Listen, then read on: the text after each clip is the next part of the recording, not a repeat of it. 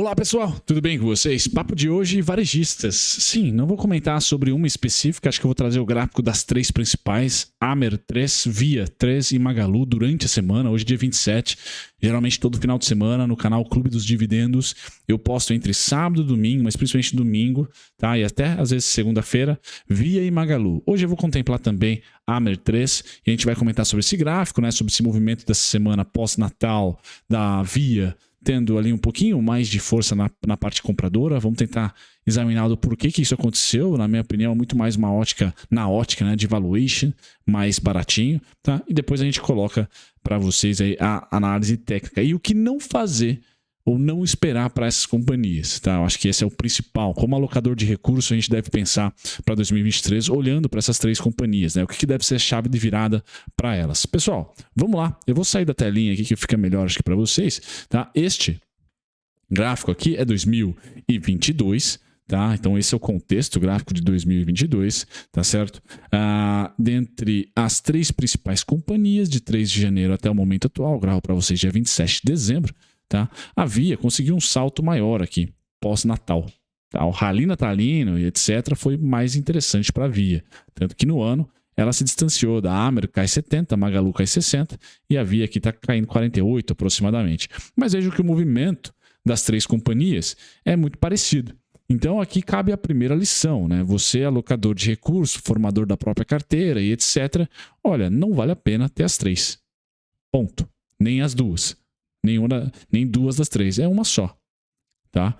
Uma só, tá de bom tamanho, você está exposto aí a praticamente os mesmos riscos, tá bom? Então essa é a primeira parte, acho que não valeria a pena estar alocando recurso em duas, isso para longo prazo. Se você é trader, aí o mundo é totalmente diferente. Bom, quando a gente vai olhar do porquê que a gente está voltando a cair, tá? Principalmente no dia de hoje, ontem e hoje, isso tem a ver com a curva de juros. Então, infelizmente, a curva de juros não fechou tão rápido quanto eu imaginava. Fechou, bem verdade, tá?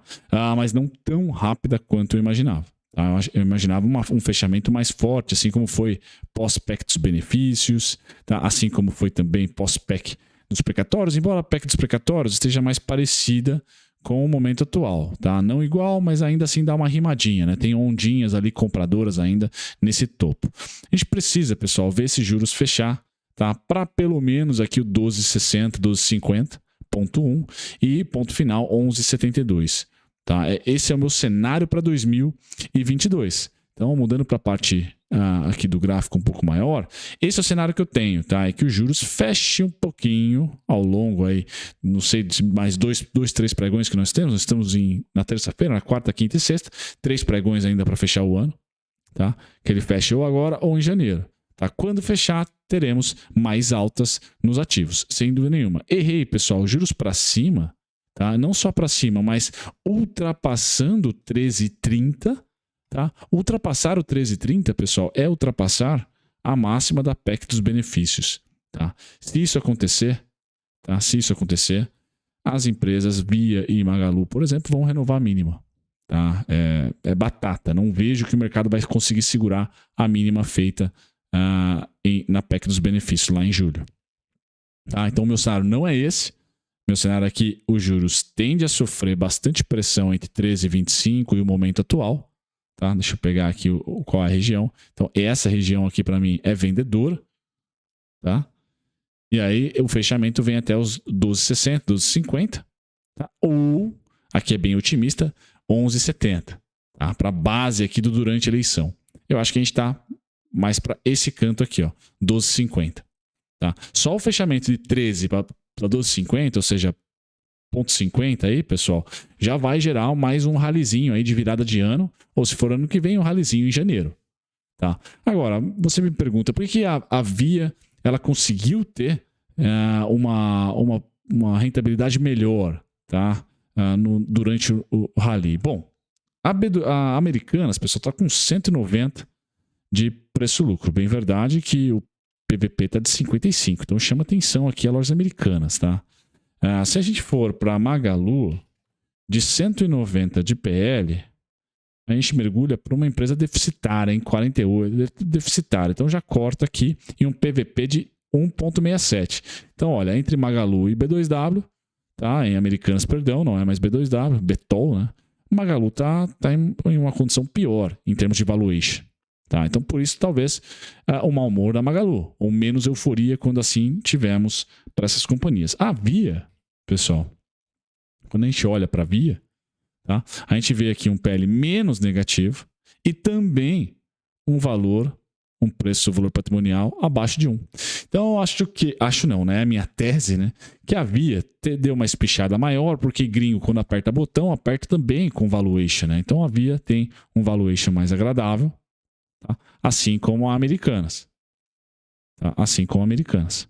Certo? Então, seria essa a única, né? O único porém ali, tá? Qualitativamente falando, estão todas pressionadas nesse momento, seja por competição cada vez mais forte, ou seja por margem, preço, inflação, tá? Para essas empresas não faz bem, e também o custo do capital lá nas alturas, né? CDI. Então vamos lá, começar a parte técnica aqui para vocês agora com a Americanas, tá? O que eu não faria em 2023? Tá? O que eu não faria em 2023? Eu não compraria Americanas acima dos 11,44, 11,72. Tá? Eu tenho a aposta dos juros é que ele não vai fechar, não vai abrir mais. Então esse fundo aqui é candidato, é um bom fundo. Por isso eu ponho 882, 812. Mas o alvo não é muito longe. E aí para 2023, o que eu tenho para o cenário para as companhias é o quê? Lateralização. Porque os juros tende a ficar estável, tanto o futuro quanto a Selic. Então é esse movimento que eu imagino para 2023, principalmente no primeiro e segundo primeiro semestre. Tá? Porque o Roberto Campos não vai mexer nos juros, dificilmente vai, depois de mais uma PEC aprovada. Então esse é o ponto 1. A região de lateralização da Americanas pode perder muita volatilidade dessas empresas, pessoal. Então tenham isso em mente. Pode e deve perder muita volatilidade dessas empresas. Então ela pode ter uma volatilidade no primeiro semestre, por exemplo, entre 11 e 12 reais. Perdão, entre 8 e 12 reais. 8 e 12 aqui, 11,70 aproximadamente. Então esse é o primeiro ponto. Quem está pessimista, acha que juros vai abrir? Está aqui, ó. Os próximos alvos, infelizmente, vão romper mínima. Tá? 5,87, 4,60. Então eu não tenho nenhum alvo em 7 nem em 6. Só a partir de 5,87, 4,60. Então eu deixaria o mercado amassar ela mais um pouco. Tá? Passou do meu alvo dos 11,72, pessoal, é o 14,15, 15,49. Tá? 14,15, 15,49. Essa é a Amer. Tá? A Via, já postei vídeo, mas vamos só colocar o gráfico para vocês. Tá? Então a Via, pessoal, foi até o VWAP. Maravilha, quem está utilizando o VWAP, eu postei vídeo recentemente no canal. Tá? Agora ela deve voltar para os 2,8, conforme os juros está pressionando. Tá? A Via está caindo e todas as outras. Então ela deve retrair aqui até os 2,8, 2,6. De novo, pessoal, de novo. Só que a Via tem uma resiliência um pouco maior aqui, porque ela tem, antes de romper a mínima da PEC dos benefícios, tá? Ela tem mais um ponto, 1,84. Então 2,8, 2,6, 1,84. Juros abriu, pessoal. Infelizmente, não teve jeito.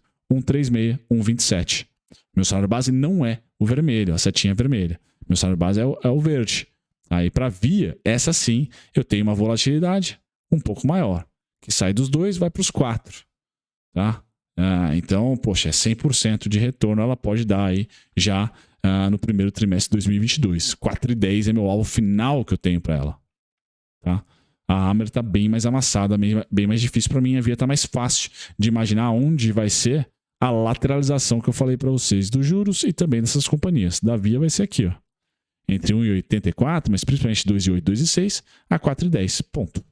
Vai ser difícil romper mínima, romper máxima, com juros estável e tão alto como está. Magalu, que é a mais cara aí dentre as faladas, pessoal. Pois bem, ela está um pouco mais sensível, mas ainda tem para Magalu 5,89, 5,91 como máximo.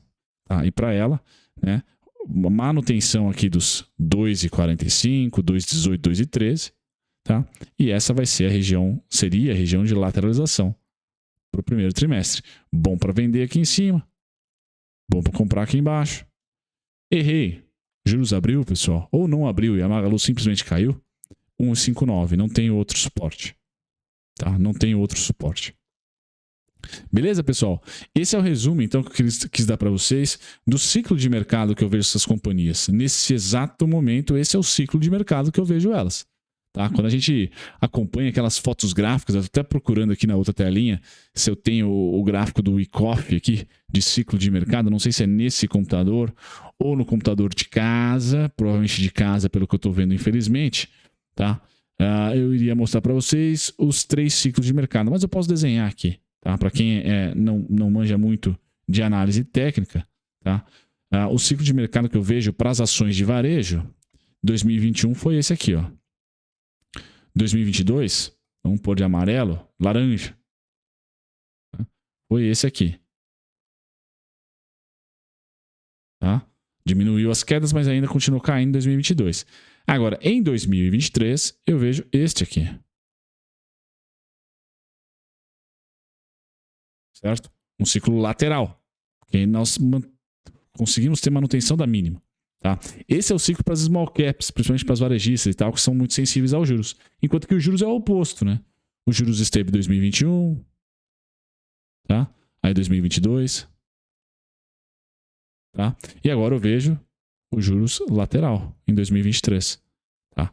Quando os juros inverter a tendência e vier para baixo, e não tenho, pelo menos no primeiro semestre, essa expectativa, aí sim as small caps vão romper para cima, tá?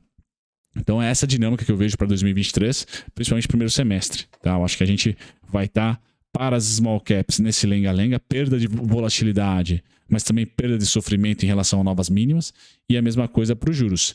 Perda de volatilidade e também perda de sofrimento de novas aberturas. A gente vai manter ali um juros futuro e a Selic também nos 3,75, tá? Sem mexer. Certo, pessoal? Essa é a minha opinião. Deixe nos comentários a sua opinião. Vejo vocês no próximo conteúdo. Tchau, tchau.